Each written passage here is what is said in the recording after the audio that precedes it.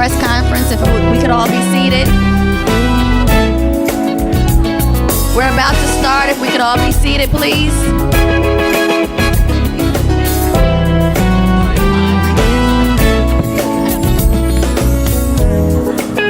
Once again, we are about to start. Please move towards your seats now. Please go ahead and move towards your seats now, please, so we can get started. Thank you. Everybody, if you can move towards your seats, we'll begin the press conference. Thank you. Everyone, please move towards your seats. As soon as the press conference is over, we'll get back to our convos. Please. We have some wonderful sessions today. Also, we are live streaming. So please. May I get all of the affiliate CEOs to come to the stage, please? The live stream is already live, so if we can move quickly, that would be great. Thank you so much.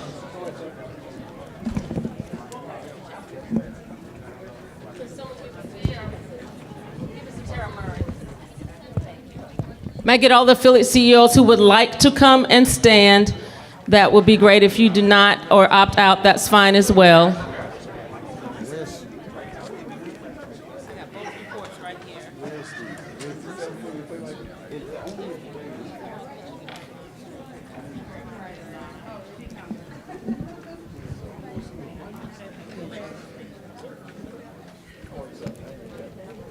First of all, good morning once again. I'm Mark Morial.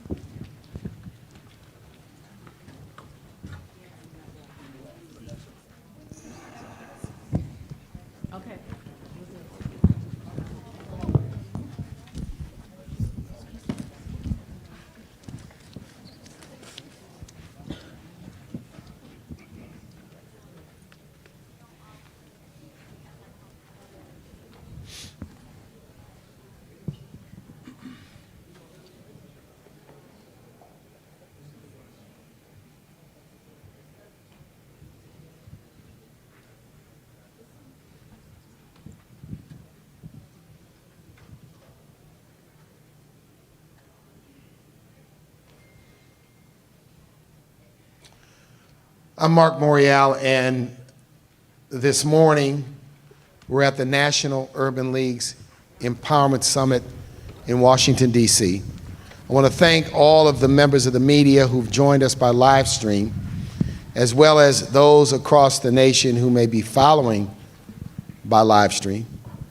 Also am proud to be joined by affiliate leaders who lead Urban League affiliates all across the nation, who joined me this morning for this very important announcement.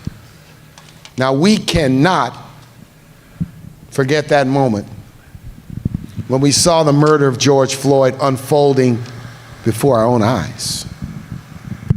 The sight of Derek Chauvin's knee squeezing life from a helpless black man in handcuffs as he begged and begged, and people begged for him for mercy, shocked the nation and shocked the world. At that time, we had already seen police kill 17 unarmed black people between January and May of 2020. I know what I felt at the time. I was watching it on the news, and I yelled loudly into the TV, "Get your knee off his damn neck."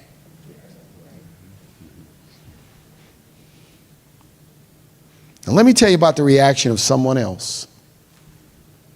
And I quote, "It should never happen. Should never be allowed to happen, a thing like that. I understand the hurt. I understand the pain. The family of George is entitled to justice, and the people of Minnesota are entitled to live in safety. Americans will honor the memory of George Floyd and the Floyd family. It's a horrible, horrible situation." Whose words were those? Those are the words of Donald Trump. In the aftermath of George Floyd's murder, then President Trump in his first term issued an executive order to reform policing. It included a command to create a publicly searchable database of substantiated misconduct and excessive force claims against federal police officers. It tightened use of force rules, banned chokeholds, and encouraged law enforcement to better address the needs of vulnerable populations. Let me read what the order said. All Americans are entitled to live with the confidence that the law enforcement officers and agencies in their communities will live up to the nation's founding ideals and will protect the rights of all persons. Particularly in African American communities, we must redouble our efforts as a nation to swiftly address the instances of misconduct. 5 years later,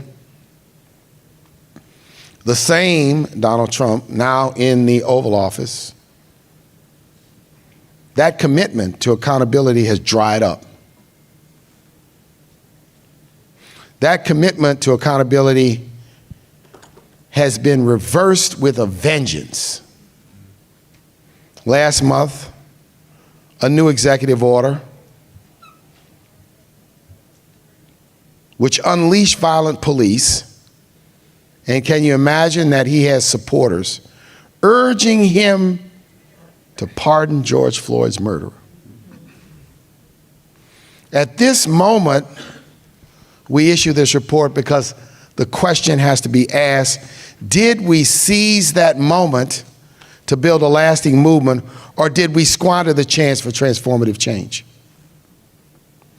This report examines carefully the ways in which government, institutions, advocates, the private sector, the business community mobilized in the 5 years since George Floyd's death to advance police reform and racial justice. The report traces the rise of political and cultural change and backlash that has challenged and in some cases reversed progress. Now, right after George Floyd's murder, American corporations pledged more than $66 billion to the cause of racial justice. This included funding for minority-owned businesses, supplier diversity programs, diversity, equity, and inclusion initiatives. The top Standard & Poor's 100 companies grew their U.S. workforce by 323,000, and 94% of their hires were people of color. It was the backlash. Diversity, equity, and inclusion job postings declined 44% from 2022 to 23. Major companies cut diversity, equity, and inclusion programs supporting black talent. Anti-diversity, equity, and inclusion rhetoric and hostility and false narratives gained traction in anti-equality activists, and I'm not even going to call their names because I'm not giving them any free attention, mounted challenges in the courts to racial equity programs. On the other hand, with the election of Joseph Biden, immediately he issued an executive order directing all agencies in the federal government to create racial equity plans. He worked with the National Urban League and other civil rights, mission-based organizations to develop precise policies to address racial inequities, to ensure fairness in initiatives like the American Rescue Plan, the Bipartisan Infrastructure Law, the Inflation Reduction Act, and the CHIPS and Science Act. Under Assistant Attorney General for Civil Rights, Kristen Clark, the Civil Rights Division returned to doing its job, convicted more than 180 police officers for civil rights violations, investigated 12 departments, and launched prison abuse investigations. President Biden issued an executive order to track police misconduct, ban chokeholds, and strengthen de-escalation training. The second Trump administration in the last 100 plus days has eliminated all of these and more diversity, equity, and inclusion initiatives, sacked and fired 250,000 federal employees, including, and in addition to that, rescinding Biden executive orders that advance voter outreach and equitable census activities. And then all open DOJ civil rights investigations were frozen. We have to rise to defend the progress made in the years after George Floyd's murder, but also to defend the progress of the last 60 to 70 years, even if that progress has been incomplete. Now, we at the National Urban League worked, as many of my colleagues did, to meet that moment 5 years ago. We created the new Equitable Justice and Strategic Initiatives Division to advocate for justice system reforms, equal opportunity, and equal participation in democracy and civic processes. We developed the 21 pillars for redefining police and restoring community trust as a national framework. We developed a new phase of civil rights and social justice activism, D3, based on the guiding principles of democracy, diversity, and defeating poverty. At the beginning of this year, right after Inauguration Day, we convened the Demand Diversity Roundtable, an emergency session to confront the immediate threats posed by the new administration. Represented by the Legal Defense Fund and others, we filed suit challenging these unconstitutional executive orders. We've launched the Fair Budget Coalition to advocate for an inclusive federal budget.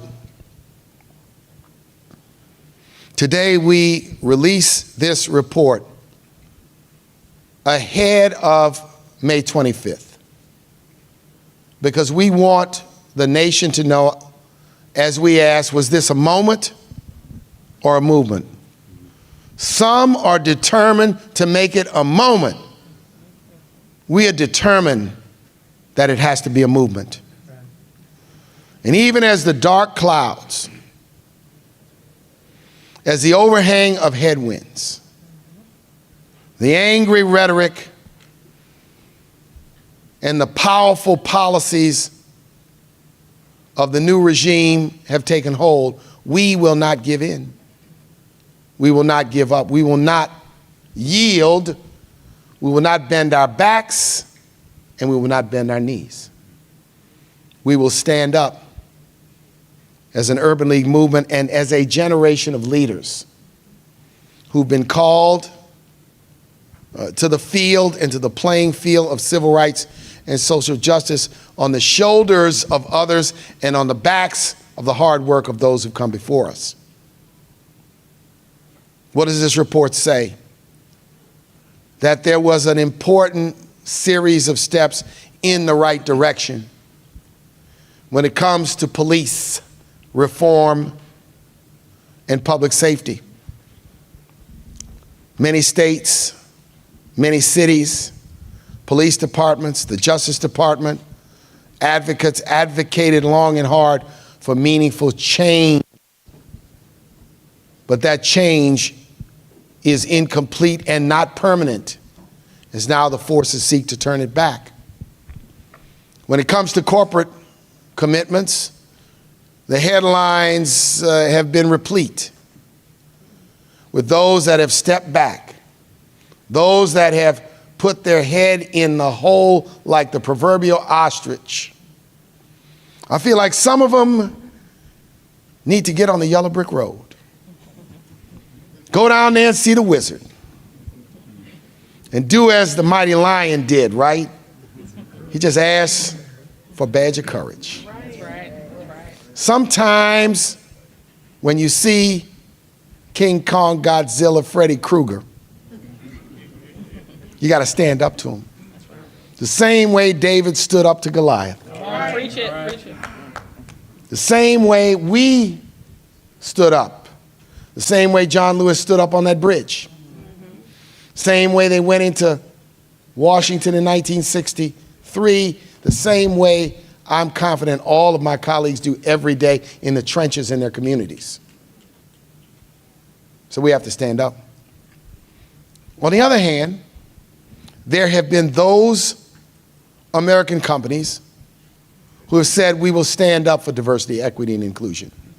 A number of them defeated shareholder resolutions.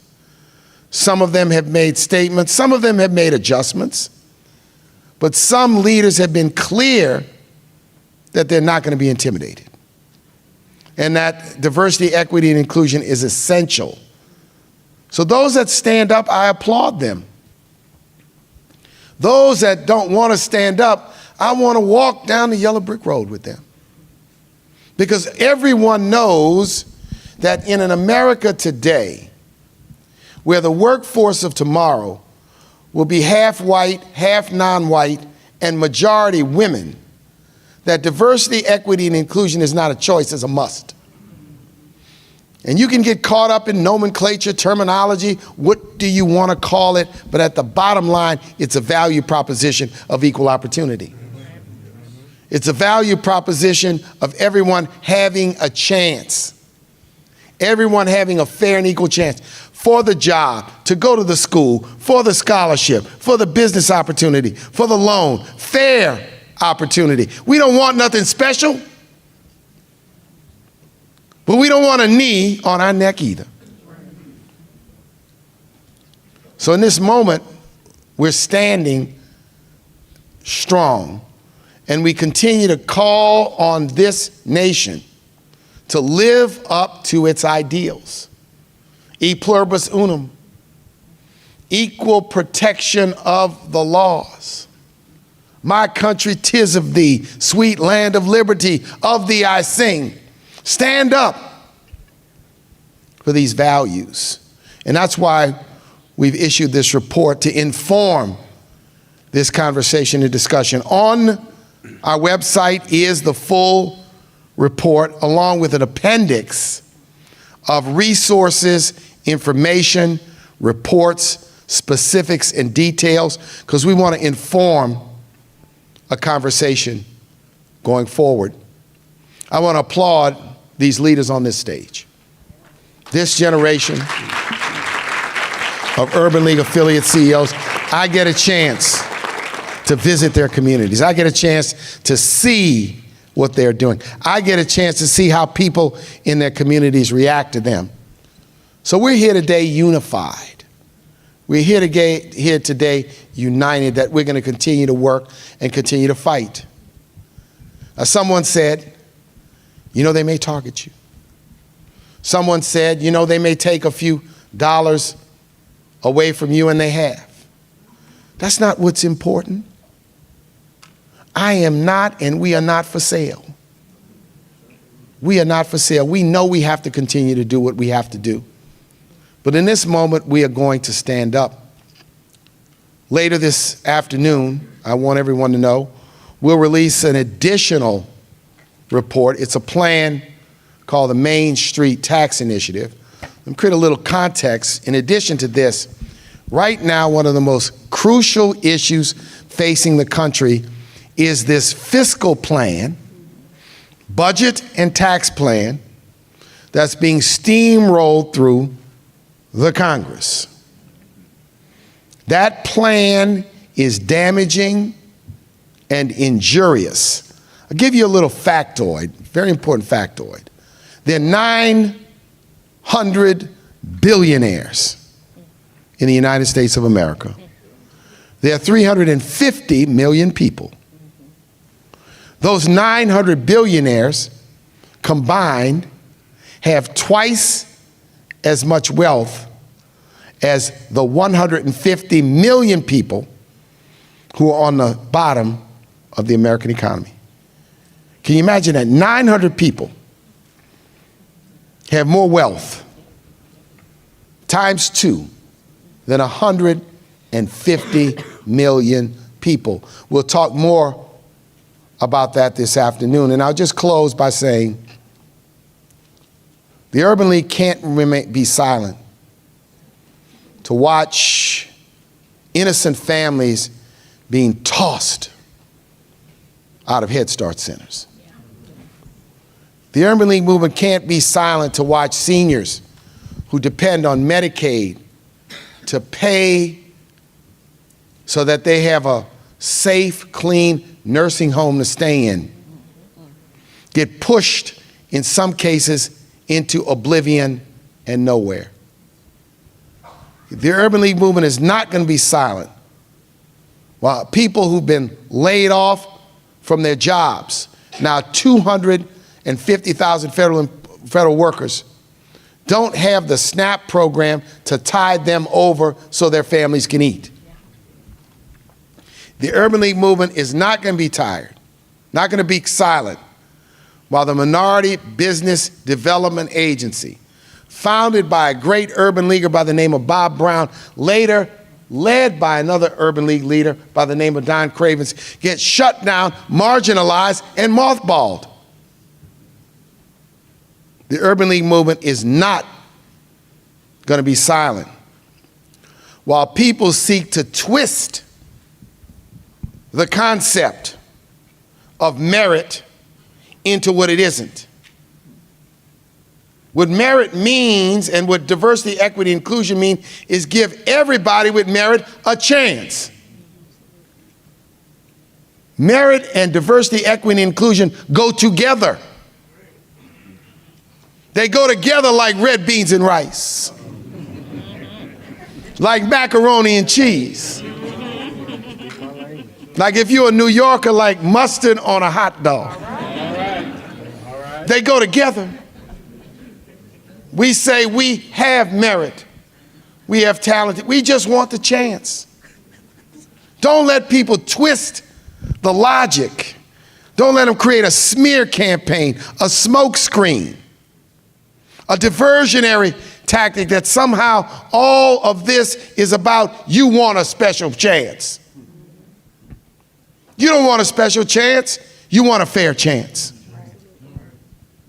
So we're not going to surrender the public debate. We're not going to surrender the public square. And we're not going to be intimidated into silence. See, the tragedy of this time will be whether people of goodwill stand up and speak, or whether people of goodwill retreat to their place of comfort and convenience and pretend that somehow if you just get out of the storm will stop. So we stand today with this George Floyd 5-year plan, 5-year report, with the hope that it will influence the discussion about the moment of 5 years ago. It was a powerful moment. Spontaneously, people were in the streets. They were from all races, backgrounds, suburban, urban, rural. They were in New Zealand and Botswana. They were in London and Liverpool. They were in Lagos and Los Angeles. They were everywhere because they saw with their own eyes the violence of that moment and said, it's time to step up and stand up. So today we don't quit. We shoulder on. We are determined to ensure that the George Floyd tragedy was not a moment, but it remains a movement. Thank you so much. We have no active media in the room for any questions, Rhonda? No active media in the room? Oh, sir. Come on up front. I've got a seat up front. Come on up front. Oh, I got the microphone. Here you go, sir. Sir? We have a seat up front. We have a lunch for you later, too. Got to keep the press fed. Right? We feed people, right? We open the door. Okay. Yep. Go ahead, sir. Thank you for being here. Thank you. Yeah, my name is Richard Prince, and I write a column called Journalisms, which is about diversity issues in the news business. And my question is, I don't see any news media representatives in your coalition, and I wonder whether you would like to have them there, and also what do you see as the role of the media in what you're trying to do? I want you to talk to Tara Murray in a minute, because we have, as a part, honestly, of our diversity, equity, and inclusion, a Demand Diversity Roundtable, and talking about NNPA, National Association of Black Journalists, trying to figure out a way to include them. Look, journalists are storytellers. And in this moment also, our journalists in our community are truth sayers. And it is so important in this moment that all of us find ways to lift our voices Individuals can do it through social media. Those that have the pen in their hand, the proverbial pen in their hand, can write about this moment. See, I think the headlines have grabbed those companies that have retreated. There needs to be attention on those that have not. Because those that have not, now some of them don't want a lot of attention. But we're going to shine a light because it is a mixed result. I'm disappointed with anyone that would walk away, because some that have walked away have whispered to me privately, you know, I'm only doing this because of the threat. So I've got to do this only because of the threat. And this is a commentary on the erosion of American democracy. When a government in power can use its power to intimidate people into going back to the days of discrimination, and then to create a smokescreen and a cover story that diversity, equity, and inclusion is in and of itself a discriminatory practice. Nothing turns my stomach than such twisted and evil logic, because it's twisted. So we welcome what you write, as long as you write it truthful, as long as you quote our reports. But talk to Tara, because we've been talking, I think we've been having a lot of discussions about the appropriate way to include journalists, organizations of journalists, journalist organizations into this conversation about diversity. But I want to thank you for being here, and thank you for continuing to follow this issue. All right, we give the media a hand, right?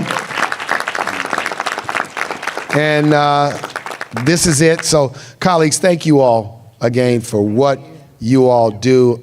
I'm so inspired when I get an opportunity to visit your communities.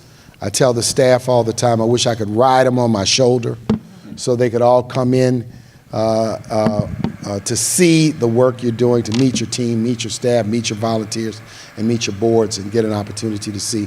It's truly, truly inspiring, and it's very impressive. So thank you. We reconvene for lunch. We're going to take a picture, take a photo. We'll hold up the report, and everybody stay tight. Okay. And then we go to